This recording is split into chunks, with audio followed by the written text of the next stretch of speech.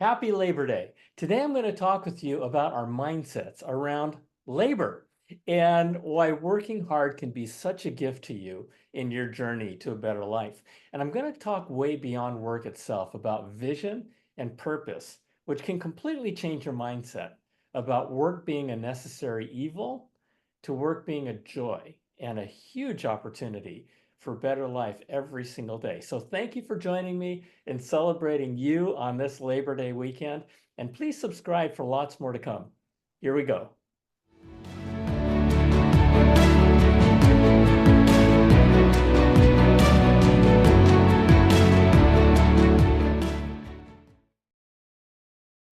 Hello, hello, hello, and welcome back to our Finding Better podcast. My name is John Suzuki, and I'm your host, and we are celebrating Labor Day weekend. For those of you not in the United States, Labor Day is a national holiday where we celebrate work, labor.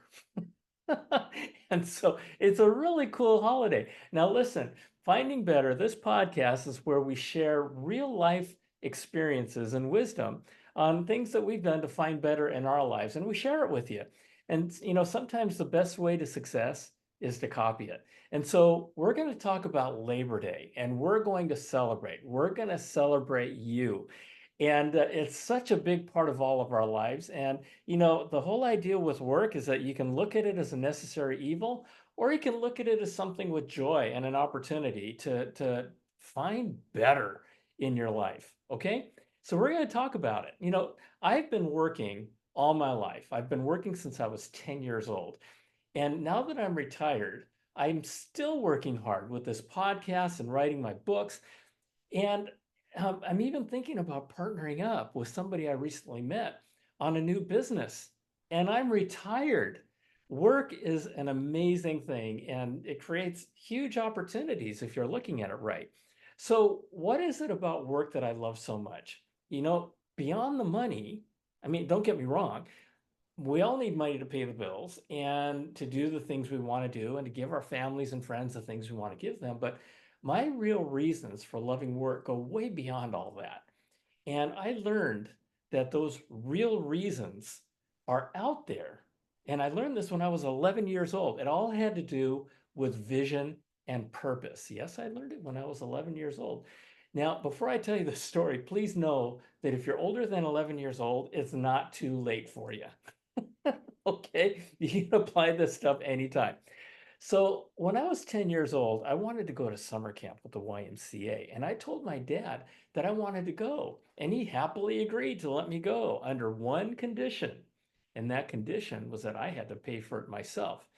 And it was $100. This was back in gosh, 1971. And I had never dreamed of making $100 in my life. And he's telling me that I had to pay for it. I mean, seriously? But I so wanted to go to summer camp. So then I learned that the YMCA was having a fundraiser selling cans of butter toffee peanuts for $1 a can. And every can I sold, for every can I sold, 40 cents went towards paying for my summer camp. I had no idea what that meant. So I asked my dad if he could teach me, right? And he and I calculated that I needed to sell 250 cans to pay my way. So he told me to pull out my little red wagon and load it up with my butter toffee peanuts. And he taught me how to walk the neighborhood, knocking on doors and asking folks to buy my butter toffee peanuts. And it went something like this. Hi, my name is John Suzuki, and I'm trying to work my way to pay for my summer camp with the YMCA. And I have these delicious butter toffee peanuts that I'm offering. Would you like to buy a can? Something like that, right? What an amazing experience it was. It really was. And while I did sell some of my product, the biggest lesson I learned was in dealing with rejection. I learned that it really sucked to have people yell at me, tell me to go away, and slam the door in my face, you know, as a 10-year-old. But I kept going because I wanted to go to summer camp and I realized that there were folks out there who would buy my butter toffee peanuts. And then one Thursday, my dad comes up to me And he tells me to pack up a bunch of boxes of my butter toffee peanuts in the car for my mom to take me and stand outside the bank on Friday after school. Now, back then, Friday was payday. Remember, this is in 1971. Friday was payday, and folks went to the bank to cash their work checks. So there I was standing there, and there they were, flush with cash. And I'm in my YMCA jacket, cute as a button. I mean, imagine you're walking out of the bank, counting your money, and you stumble across a 10-year-old John Suzuki. I sold tons of butter toffee peanuts because people had money and they're like really happy and they're really in a really good mood. So then one day I came home and my dad found me watching TV and he asked me why I wasn't out selling my butter toffee peanuts. And I told him that I sold my 250 cans and that I was done. I was going to summer camp, baby. And so then my dad did something that in retrospect was absolutely brilliant. He told me to keep selling. And I said, why? And then he said that for every can I sold from that moment on, he would put 40 cents into my college saving account. Boy, when he said those words, I jumped up and I got back to work. That year, I sold over 1,000 cans of butter toffee peanuts. You can do the math. It was great. Not sure what my dad thought. Actually, he did think it was wonderful, but it didn't matter. You know, a deal was a deal. So the next year comes along, and I wanted to go to summer camp again, and I asked my dad if I could have the same deal as the last year, and he said yes. And I'm like, cool. So out I went with my red wagon, walking the streets with my butter toffee peanuts, and showing up at the bank on Fridays. But this time was different. You know, something had changed. And it was weird because folks I had sold my butter toffee peanuts to the year before were super happy to see me again. And they said that they loved my butter toffee peanuts. And all of them bought more. Some of them bought cases from me. They were so happy. Now, I don't know what the total number of cans ended up being, but I was told that I sold more butter toffee peanuts than anyone in the state of California. And then I realized that as great as it was making money to pay for camp and my college, you know, it was seeing my customers so happy that really motivated me. And I went on to sell more than the year before, than anybody else in California. And here's the thing. I worked my butt off to sell my butter toffee peanuts, and I loved it. I loved it. So now the question is, why did I love it so much? You know, it was because selling my butter toffee peanuts was a way not only to save for my college, but they made people happy. So it helped me toward my vision of going to college. And I learned that my purpose in doing what I was doing was to make people happy. And I've held that. I've held that throughout my entire career from 1971, 72 to today. Okay. And my life has been all about making people happy. And I had a phenomenal career in sales because that's what sales is all about. It's about solving problems and making people happy. Okay, if you do it right. Okay, so moving on. When I was 12, my dad and I, we went fishing every weekend in King Harbor in Redondo Beach, and we became friends with the old man on the bait barge. His name was Jim Beasley, and he was the meanest and the orneriest old man this side of the moon. And he loved to drink Budweiser. So my dad would bring Jim a case of Budweiser, and Jim would give us scoops of live anchovies. And so you see, this bait barge was out in the middle of the harbor, and it was where fishermen would come in their boats to buy live anchovies for bait. And then one day I told my dad that I wanted to work for Jim out on the bait receiver selling anchovies. And here I was, 12 years old, and I couldn't have been more than 90 pounds, maybe soaking wet. And I had this crazy idea of working for Jim in the middle of the ocean. And so after thinking about it for a while, my dad agreed to let me ask Jim for a job with one condition. There goes that condition thing again, right? That if Jim hired me, I wouldn't embarrass my dad. And so we shook hands. I said, that's a deal. So my dad told me what to say to Jim.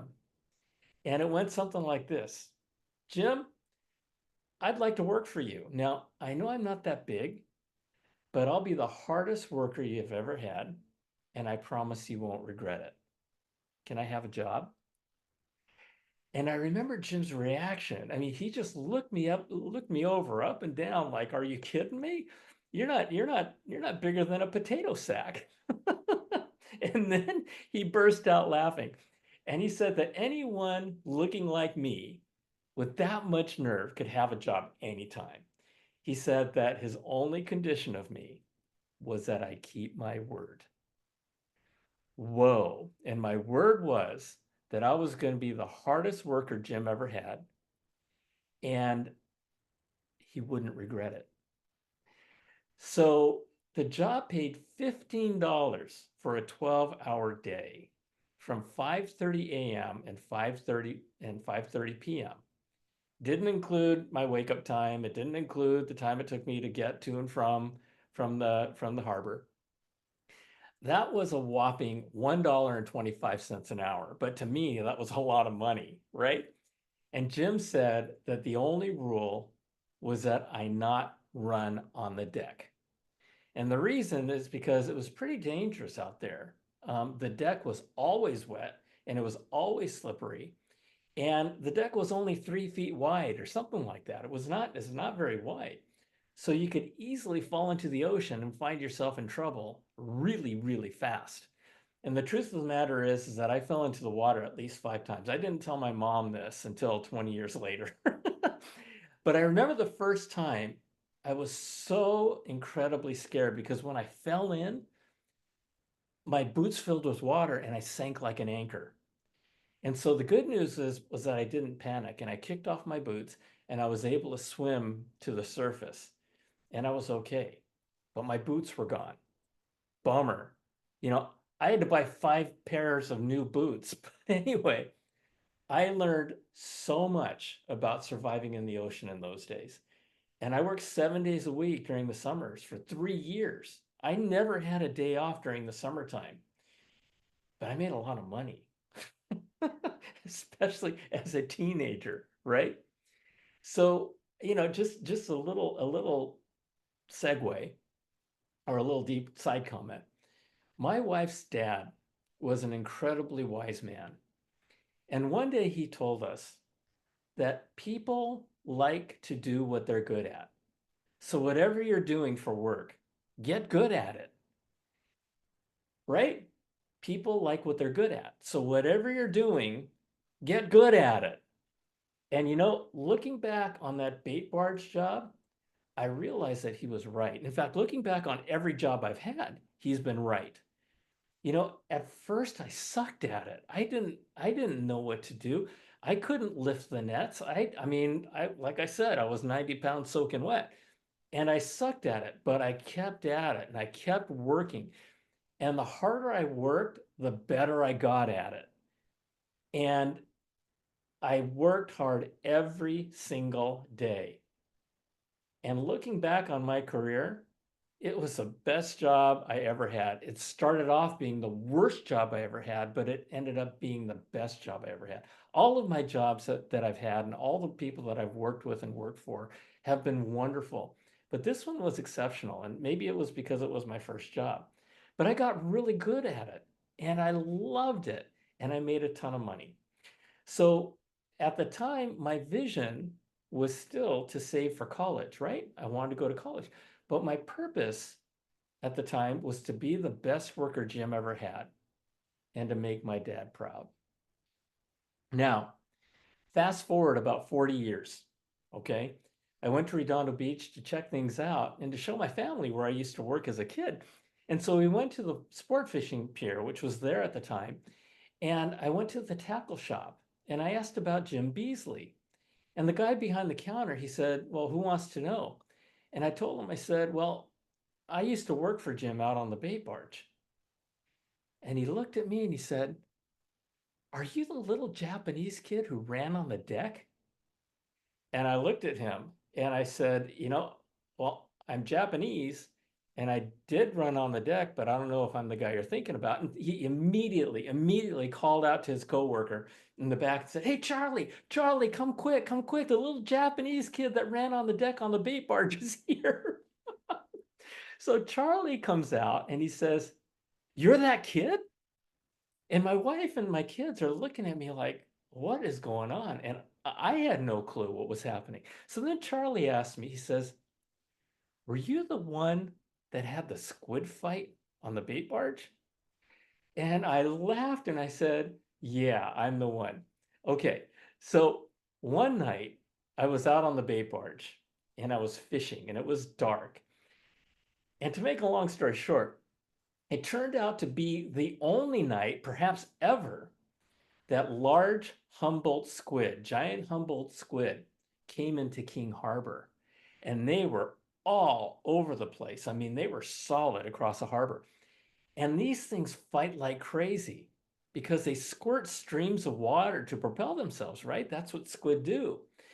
But the really cool thing about it is that when you brought them to the surface, they would squirt streams of water. And when they broke the surface, they would squirt streams of water 15 feet into the air.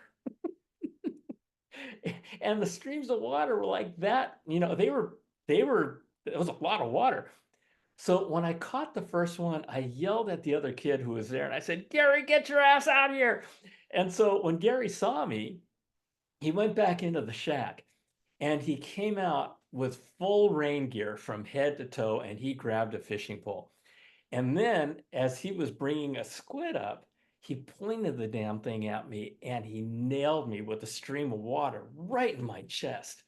And the squid fight was on. And we screamed and we whooped and we hollered for 2 hours as we had the time of our lives. At one point, I pointed a squid. Remember, Gary came out full head rain gear. I pointed a squid right at Gary's head and the stream of water hit him square in the face and he went stumbling back and he fell into one of the bait tanks that was filled with these giant squid.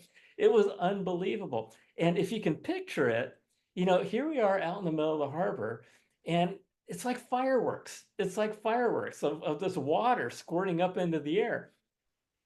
And so Charlie then said to me, he said, dude, did you know that while you were having that squid fight, the entire shoreline was packed with hundreds and hundreds of people watching you guys? He says, dude, you're a legend. And I'm like, what? I mean, I was stunned. I was really stunned because I had no idea that so many people were watching, right? We were just having a great time. And so it was at that moment, 40 years later, that I realized that I had fulfilled my purpose in working for Jim, which was to be the best worker he ever had. I mean, people heard about it for 4 decades, right? And um, and I fulfilled my purpose of making my dad proud of me, right? Vision and purpose. Now, I haven't stopped working since I was 10 years old. I've held lots of different jobs with different companies, including IBM, including Expedia. And I've realized that as time goes on, your vision and purpose can change, right? My vision went from going to college to getting an amazing job to raising a wonderful family to where I am right now and doing my part to make the world better. And my purpose has changed over time too, but it's always revolved around making my family, my friends, my employers, my coworkers, my customers, and everybody I touch happy. And I always work hard to do it, you know? And when you're doing when what you're doing is helping you fulfill your vision and purpose, the work you're doing becomes much bigger than just the work you're doing. And all this is to say that the why in your work life Having the why in your work life can totally transform your perspective on your job from something you have to do to something you want to do. Be that champion you want to be and don't let anyone outwork you. And, because the harder you work, the more you learn. The more you learn, the more valuable you get. And the more valuable you become, the more opportunities come your way. That's just the way it is. I've had people come up to me and say, "Boy, John, you sure are lucky. You sure are lucky. You've had a great career." And I'll tell you something, folks. One thing that I found in my life is that the harder I work, it just seems the luckier I get. And so try it sometime. And the fact of the matter is that we spend upwards of half or even more of our awake time working, right? Make the best of it. Know the why and know what you really want. Not what you want, what you really want. Every job should be a stepping stone to something better, to finding something better. And what do you want that better to be? I love to work hard because it gets me from where I am to where I want to go. I'm retired right now, but that doesn't mean I've quit working hard. And here's the last thing I'll say. A lot of young folks kind of have it backwards, thinking that working and being paid is an entitlement. I'm here to tell you that it's not an entitlement, it's a privilege. And I mean, why do you think people hire you, right? Is it because they want to give you money? No, they're paying you to help make them better. And remember that the better you get at something, the more you're going to enjoy it. I sold anchovies in the middle of the ocean. I didn't like waking up at 4:30 in the morning and working until 5:30 every afternoon, smelling like rotten fish. But the better I got at it, the more I enjoyed it. And like I said before, it became the best job I've ever had. It was an amazing job as a kid, and I loved it because I was good at it. So as we celebrate this Labor Day weekend, remember that working hard leads to opportunities that wouldn't otherwise be offered to you. Okay? Set your vision and set your purpose and learn your work and let it lead you to where you really want to be. Okay? And as you grow in your experience and in your wisdom, remember too that the more you give, the more you'll get. When you give more respect, you'll get more respect. When you give more friendship, you will get more friendship. And when you give more to your work, you will get more opportunities. Life just happens that way, and it's very cool. And I said the last thing was the last thing, but this is the last thing, I promise. Never give up and never quit. In fact, I have purged that word from my vocabulary, and I would suggest that you do too, because here's what's really happening. You're not quitting. You're just going on to something better. So when people ask you if you're quitting, don't say yes. You tell them, no, I'm going on to something better. Why? Because it's true. If it's true, if it's not true, make it true. Okay? You have the ability. So one of my favorite poems of all time is called Don't Quit. And I don't know who the author is, but I'd like to read it to you right now. And I'll end on that. And this is how it goes. When things go wrong, as they sometimes will, when the road you're trudging seems all uphill, when the funds are low and the debts are high, and you want to smile, but you have to sigh, when care is pressing you down a bit, rest if you must, but don't you quit. Life is strange with its twists and turns, as every one of us sometimes learns, and many a failure turns about when you might have won had you stuck it out. Don't give up, though the pace seems slow. You may succeed with one more blow. Success is failure turned inside out, the silver tint of the clouds of doubt. And you never can tell how close you are. It may be near when it seems so far. So stick to the fight when you're hardest hit. It's when things seem worst that you must not quit. Pretty cool, right? So remember, never quit. Instead, go to something better, okay? Always remember that. Set your vision, set your purpose, and go for it. This is John Suzuki of the Finding Better podcast. Have a fantastic Labor and Work Day holiday. And please share this with others who might appreciate getting kind of an uplifting and empowering perspective towards work. Thanks for joining me. Bye.